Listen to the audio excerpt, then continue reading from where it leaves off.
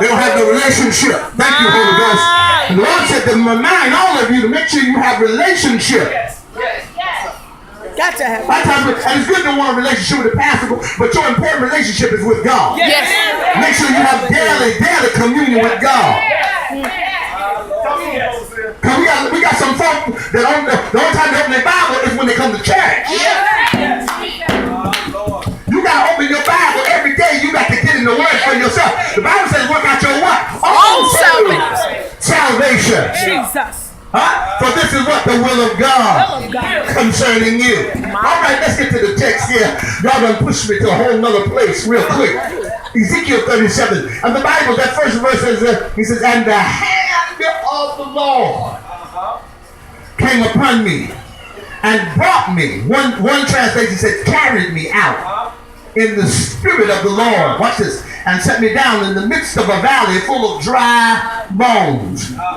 Ezekiel is really taken, when you see and study that translation, he's literally taken, carried in the spirit. This is like the same if you go into Ezekiel 40, Ezekiel 38, Ezekiel 40, where he is, watch this, and some of the other chapters where he's taken by the locks of his hair.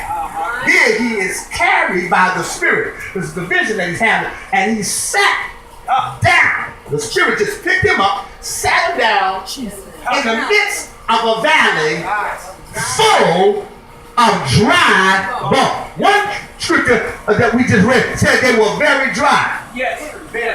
They were in, when I studied this, they're literally in a desert place. Yes. How many of y'all been out to a desert like Arizona or the Sahara?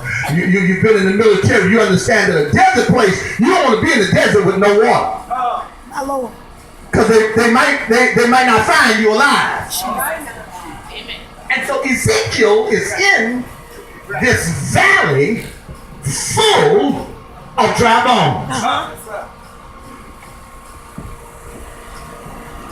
He sets Ezekiel in the midst of this valley, which I call, and I say, he takes Ezekiel and he sets him down in the middle of a mess.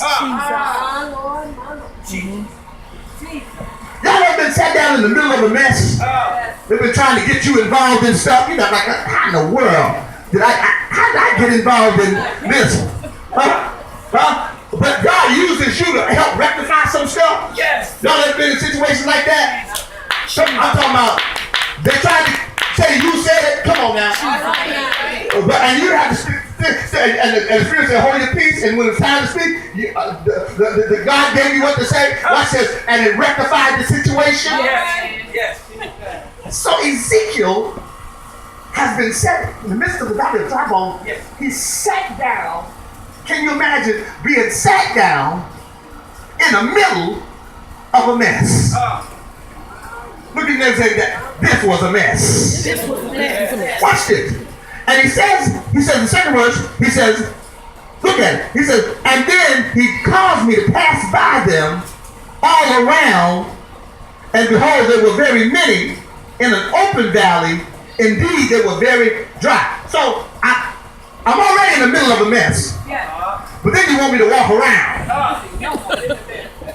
I got to walk around and look at bones that were very dry. There was no life in the bone. My Lord.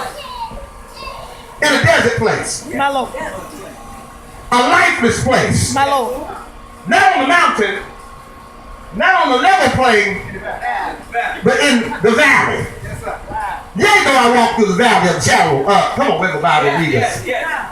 Watch this. Third verse. You're going to see where I'm going with this. And then he says in the third verse, he says, and he said to me, son of man. Everybody say son of man. Son of man. He's asking a question. Can these bones, good God Almighty, can these bones live? Yes. Now you got to understand, Ezekiel in the spirit, sat in the middle of a mess. He has communication with God. Thanks. Ezekiel, can these bones live? Now wait a minute now. You sat me in the middle of a mess, knowing the situation, but yet you know the outcome. Yes. Y'all just missed that real quick. He'll sit you in the middle of a mess. I mean drama mama. Y'all got family that got drama. I think all of us got family that got drama. Sometimes you wait to see them jokers come in. Lord have mercy. Y'all ain't got no family like that. All your family good, lovely, wonderful.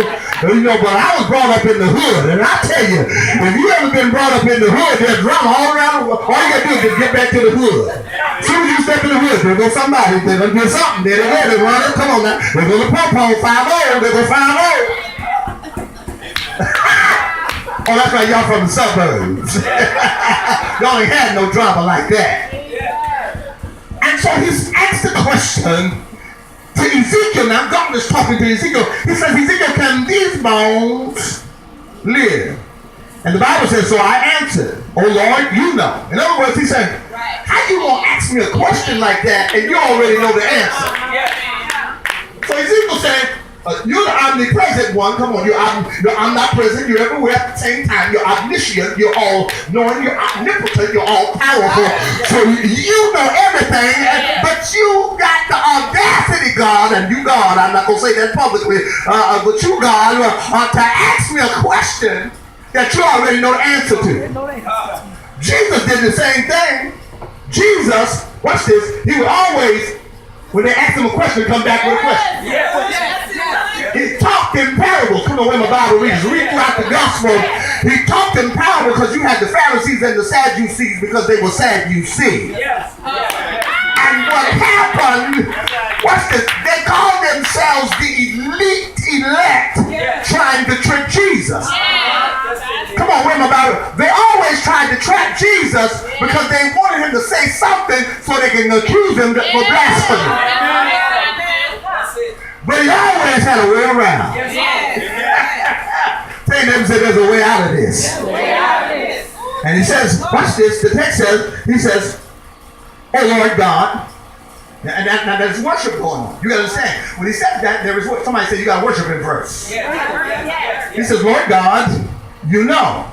And then he says, the fourth verse, he says again, he said unto me, prophesy to these bones. And say to them, this is where my text is, I'm going to close the book in a minute. He says to me, he says, prophesy. Everybody say prophesy to these bones and say to them, O dry bones, hear the word of the Lord. All right, I'll get ready to close the book. And so it is, he's in an open valley full of dry bones.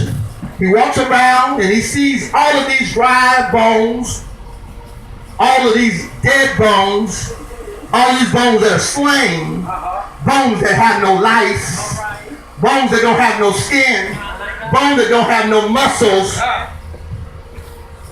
Jesus. They're dry. And you ask me a question, can these bones live? Then you tell me something. You tell me to prophesy.